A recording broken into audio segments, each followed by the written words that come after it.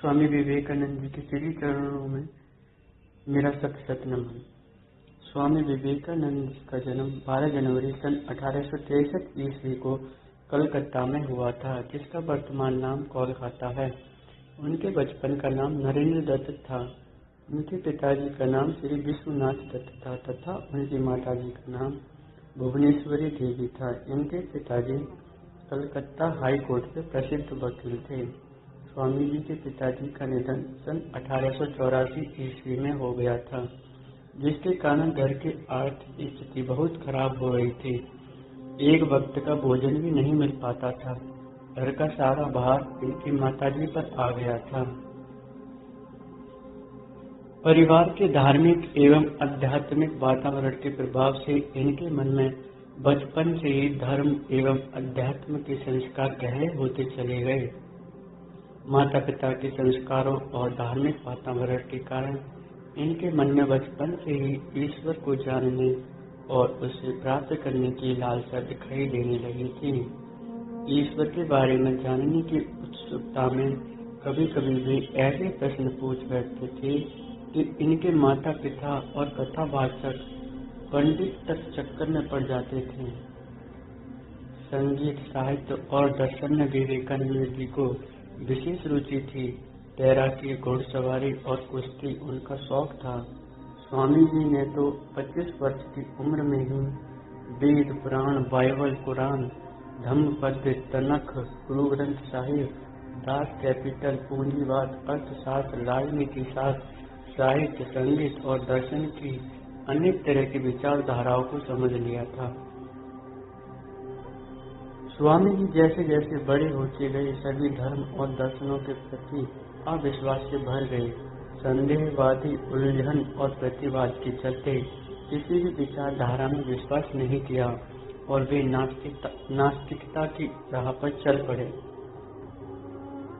स्वामी जी की बुद्धि बचपन से ही बड़ी तीव्र थी और परमात्मा को पाने की लालसा भी प्रबल थी। इस कार्य हेतु वे पहले ब्रह्म समाज में गए, किंतु वहां उनके चित्त को संतुष्ट नहीं हुआ।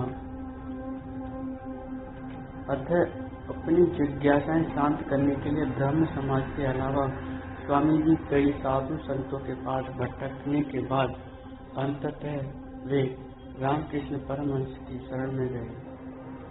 रामकृष्ण जी के रहस्यमय व्यक्तित्व ने उन्हें प्रभावित किया, जिससे उनका जीवन बदल गया। 1881 में रामकृष्ण को उन्होंने अपना गुरु बना लिया। संन्यास लेने के बाद गुरुजी ने इनका नाम विवेकानंद रखा।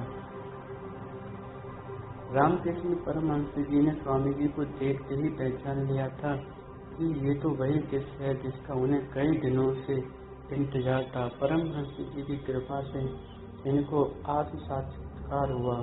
फलस्वरूप नरेंद्र परमहंस जी के शिष्यों में प्रमुख हो गए।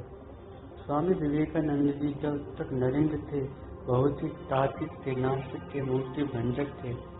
रामकृष्ण परमहंस जी ने उनसे कहा भी था कि कब तक बुद्धिमान बनकर रहोगे, इस बुद्धि को गिरा दो, समर्पण भाव में आओ, तभी सत्य का साक्षात्कार हो सकेगा, अन्यथा नहीं। तर्क से सत्य को नहीं जाना जा सकता, विवेक को जागृत करो। विवेकानंद जी को रामकृष्ण परमहंस की बातें उनके हृदय तक पहुंच चुकी थी। बस तभी से स्वामी जी विवेकानंद हो गए। सन 1886 ईस्वी में रामकृष्ण परमहंस जी के निधन के बाद जीवन एवं कार्यों को उन्होंने नया मोड़ दिया। 25 वर्ष की अवस्था में उन्होंने गेरुआ वस्त्र पहन लिया। तत्पश्चात उन्होंने पैदल ही पूरे भारतवर्ष की यात्रा की। गरीब, निर्धन और सामाजिक बुराइयों से ग्रस्त देश की हालत देखकर दुख और दुविधा में रहे। उसी दौरान उन्हें सूचना मिली कि शिकागो में विश्व धर्म सम्मेलन आयोजित होने जा रहा था। सन 1893 में शिकागो, अमेरिका में विश्व धर्म परिषद हो रही थी। स्वामी विवेकानंद जी उसमें भारत के प्रतिनिधि के रूप में पहुंचे थे। यूरोप, अमेरिका के लोग उस समय पराधीन भारतवासियों को बहुत हीन दृष्टि से देखा करते थे। वहाँ लोगों ने बहुत प्रयत्न किया कि स्वामी विवेकानंद जी को सर्वधर्म परिषद में बोलने का समय ही न मिले। एक अमेरिकन प्रोफेसर के प्रयास से उन्हें थोड़ा समय मिला।